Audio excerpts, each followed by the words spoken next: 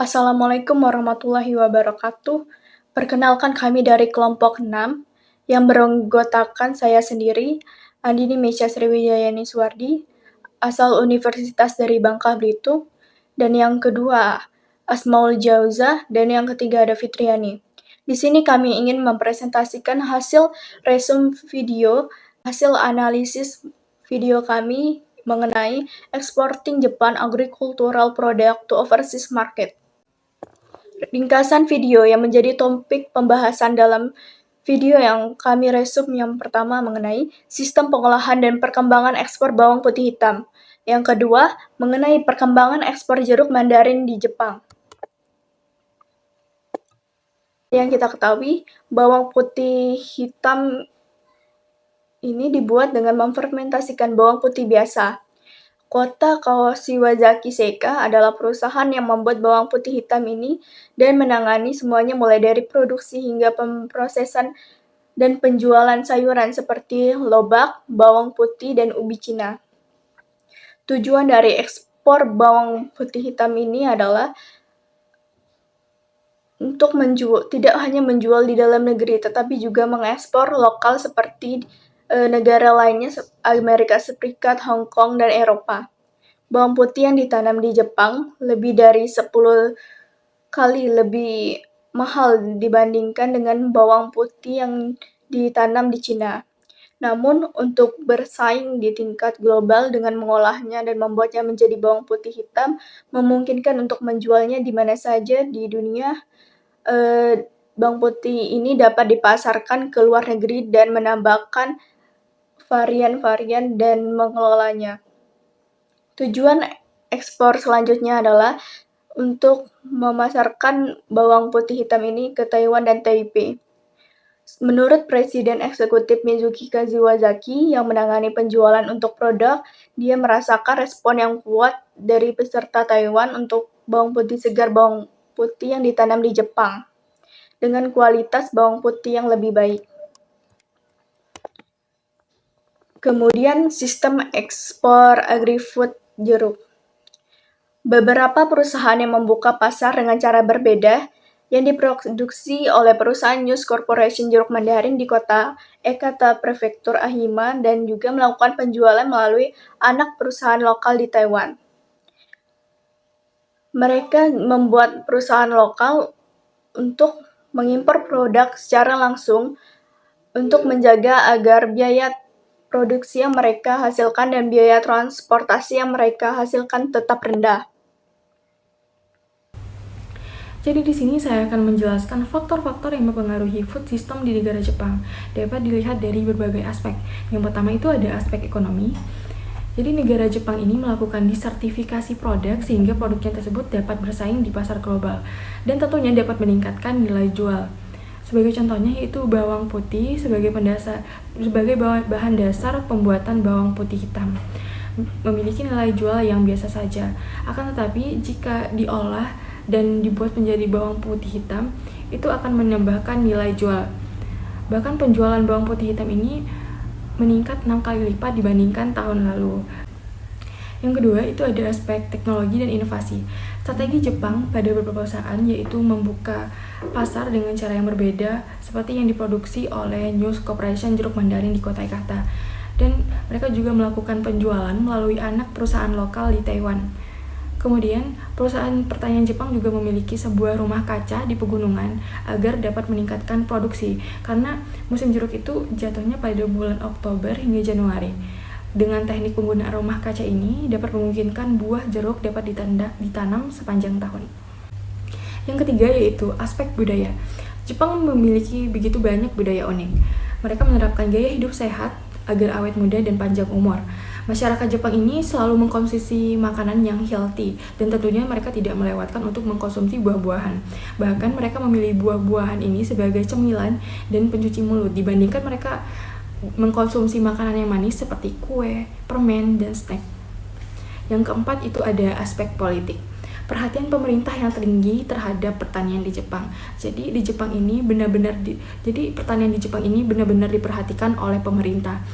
Dan tata niaga perdagangan di Jepang ini sudah diatur sedemikian rupa. Salah satunya adalah masalah tumbuhan atau komoditas yang ditanam oleh petani. Pemerintah juga turut campur tangan terhadap harga produk pertanian. Kebanyakan hasil produk pertanian ini dibeli oleh pemerintah, sehingga pemerintah tersebut dapat mengendalikan harga yang layak. Yang kelima itu ada aspek sosial. Pertanian di Jepang ini menggunakan lebih sedikit orang. Lewat teknologi, pemerintah Jepang berusaha menarik perhatian anak muda yang sebelumnya kurang tertarik bekerja di bidang pertanian, tetapi tertarik untuk mengembangkan teknologi. Perkenalkan, nama saya Asmaul Jozo dari Universitas Jenderal Sudirman. Di sini saya akan menjelaskan mengenai perkembangan food system yang ada di Jepang. Jepang dikenal dengan industri pangan dan pertaniannya. Sistem pertanian di Jepang dikenal di seluruh dunia mempunyai sistem kinerja yang baik. Tetapi pada kenyataannya tingkat swasembada pangan Jepang adalah salah satu yang paling terendah di antara negara-negara industri. Jepang harus mengimpor pangan yang dibutuhkannya dari luar negeri itu dengan persentase yang tinggi. Food system Jepang sangat bergantung pada impor dan memiliki rasio swasembada hanya 38% berdasarkan kalori. Selain itu, rata-rata rumah tangga Jepang membuang hampir 40% makanan yang bisa dimakan. Food system Jepang saat ini menerapkan sistem berkelanjutan secara melingkar. Adapun tindakan Jepang untuk melakukan perubahan food system berkelanjutan, yang pertama adalah mendesain ulang sistem pangan untuk mengurangi kehilangan pangan. Jepang telah lama bangga dengan kualitas yang dibuatnya, dan itu juga berlaku untuk produk pertanian. Hal ini membuat Jepang sangat rentan terhadap pemborosan. Pemborosan terhadap buah dan sayuran itu sering terjadi, bahkan sebelum mereka sampai ke toko. Petani secara tradisional menolak ukuran dan bentuk produk yang tidak sesuai dengan standar konsumen, dan pada akhirnya produk tersebut menjadi limbah. Sekarang ini beberapa perusahaan dan organisasi sudah menawarkan solusi untuk membantu memanfaatkan limbah-limbah yang makanan yang tidak digunakan di Jepang. Adapun limbah-limbah tersebut, salah satunya ada perusahaan Upfood Project. Ini mempromosikan daur ulang makanan yang merupakan penggunaan kembali bahan-bahan yang tidak akan dikonsumsi manusia. Proyek Upfood ini menjembatani ketegangan antara produsen utama dengan buah dan sayuran yang tidak standar. Selanjutnya, seperti halnya bawang putih yang rata-rata orang Jepang tidak terlalu menyukainya karena baunya yang tajam, maka ada beberapa perusahaan yang mengolahnya kembali, yaitu dengan fermentasi atau disimpan dalam bentuk yang cukup lama. Black garlic atau bawang putih hitam ini hasil fermentasi menjadi salah satu bahan makanan yang cukup populer di kalangan orang Jepang dan mulai diperhatikan oleh konsumen luar negeri. Selain manfaatnya yang menyehatkan, bawang putih hitam ini tidak memiliki bau yang menyengat dan membuat masyarakat Jepang lebih nyaman mengkonsumsinya. Dengan adanya fermentasi bawang putih ini dapat menambah nilai jual produk pertanian bawang putih. Kemudian yang kedua, mempertimbangkan kembali pola konsumsi untuk mengurangi limbah makanan. Daya saing dalam menyajikan aneka makanan segar dan makanan itu sangat tinggi di Jepang. Jepang memiliki banyak produk yang tidak terjual. Sekitar 22% produk terbuang percuma di industri makanan eceran dan 15% industri makanan grosir. Kemana perginya makanan itu? Makanan itu dibuang pada akhirnya. Meskipun sebagian besar limbah makanan adalah limbah basah, namun dibuang sebagai limbah yang dapat dibakar. Hal ini mengurangi efisiensi energi pembakaran, yang pada akhirnya meningkatkan penggunaan energi dan emisi karbon. Ada dua solusi. Ini salah satunya membagikan kembali makanan yang tidak terpakai kepada mereka yang membutuhkan melalui bank makanan seperti Second Harvest Japan. Cara lainnya yaitu tidak membakar sampah tetapi mengembalikannya ke bumi atau dengan menguburnya. Selanjutnya, bagaimana cara agar makanan tidak terbuang sia-sia? Di Jepang tidak ada undang-undang khusus yang menyantumkan makanan untuk memberikan makanan yang tidak terjual kepada masyarakat. Namun, pemerintah Jepang menyatakan dalam Undang-Undang Promosi Kehilangan Pangan dan Pengurangan Limbah bahwa mereka yang berusaha meluncurkan sistem donasi pangan harus menerima dukungan yang diperlukan. Undang-undang yang lebih berani ini dari Jepang dapat membantu mengurangi limbah makanan yang menumpuk. Selanjutnya yang ketiga, merancang produk untuk memasukkan penggunaan kembali sumber daya. Langkah pertama dalam pengelolaan sampah adalah pengurangan jumlah sampah yang dihasilkan. Zero Waste Japan adalah badan sertifikasi yang membantu individu dan perusahaan mengurangi limbah dengan menghasilkan produk yang tidak akan terbuang sia-sia. dibakar atau ditimbun. Proses sertifikasi juga membantu kandidat mengukur beberapa banyak dan jenis pemborosan apa yang mereka hasilkan saat ini melalui produksi. Setelah meminimalkan beberapa banyak sampah yang dihasilkan, langkah selanjutnya adalah merevisi cara pengolahan sampah.